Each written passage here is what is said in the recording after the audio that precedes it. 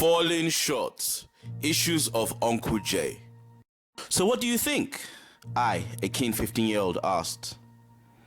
It's pretty good, said Ikena, now sitting up on his bunk, which was in the middle of a crowded dormitory. Really? Who was your favorite character? I would have to say Bequil. Why? He's funny and kind of mysterious. What about Jeremy? He's cool too. Ikena, would you draw the characters out for me? Sure. Really? I blurted out, unable to mask my excitement. Yes, really. Episode 14. Writing. Right from childhood, I've always been a storyteller. I remember as a toddler creating a show with just my hands.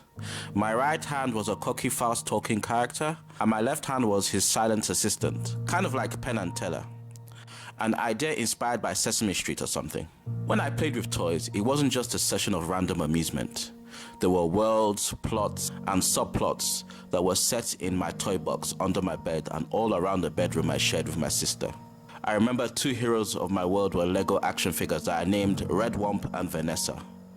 Red Wump was in a suit, while Vanessa was in a white dress with blue sleeves.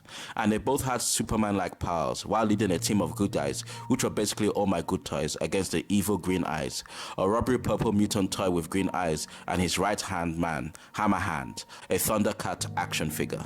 At school, during my early days in England, I would write stories inspired by my storybooks I had read. I remember one being about a troublesome rabbit. I remember after moving in with the Finneys, I discovered Rotimi was a very good artist, and I loved the idea of teaming up with him to make comic books. But him being Bolaji's minion got in the way of that, so I would make comic books with my drawings that were nowhere near as good as his. I remember creating two superheroes called Super R and Super B, which were two superheroes based on Rotimi and I that had the powers of flight and super strength, which they used to fight against monsters and aliens. Super R's costume was red, and Super B's costume was blue. I also remember during this period at school, I would entertain my class during free periods by telling them various children's stories I had been told in England. My passion to tell stories through comics, although there, remained dormant as the years went by for various reasons. I guess that is one of the reasons why I went through a phase of being a pathological liar, as I had no real outlet for my creative writing. The fact being a storyteller is embedded in my DNA is constantly being utilized now I'm an adult, be it as an educator, leader, or just as a friend/acquaintance. I find when I'm relaying information, there's always an element of entertainment or flair to it. In the last year I schooled in Nigeria, which was year 10, I wrote my first book called Mystical Adventures, and I got my classmate, Ikena, who was an incredible artist, to draw out all the characters. I loved seeing my characters being brought to life, and everyone seemed to love the book, even tormentors like Bolaji. In fact, protecting the magic that was the creative process of that book is why I fought Chinedu. When I moved to England, I was at first mainly writing poetry in an effort to deal with all sorrow and pain I was going through. I always acknowledged the fact that at university I should have studied film or performing arts, but I didn't. However, in the last year of my business economics and marketing degree, I wrote my third book called The Legends of Nil, a medieval fantasy action-adventure story.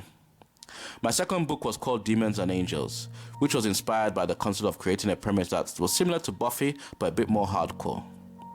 I remember self-publishing these books, along with a third, and being duped by two companies, Janus Publishing and Authors Online. But after all was said and done, I didn't care, as I was happy my work was made into a finished product. For 10 years, my battle with life made me stop writing full-length stories. Instead, I would write for short plays, films, videos, and sketches. Then in late 2015, after losing another job and experiencing yet another season of betrayal and abandonment, God suddenly sparked a desire to write again, which led to 4 projects, including this one. My natural disposition to be creative bleeds into all areas of my life, which in many ways aids my ability to consult and generally problem solve, as I'm able to think outside the box a lot of the time.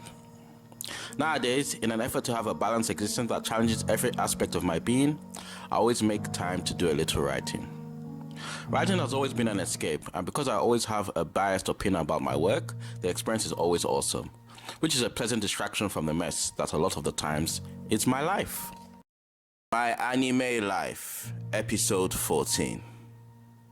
After speaking with the man that killed his mother, Jay sat near the ocean on an empty beach. "This is a perfect spot to clear one's mind, don't you think?" said a young-looking man who was tall and with a lean muscle build, dressed in a sky blue tracksuit as he took a seat beside Jay. "You can drop the act. I know who you are," said Jay, without even looking at the man, for his altered state meant he could easily spot a non-human entity, even if it disguised itself as a regular person. "Who said I'm acting?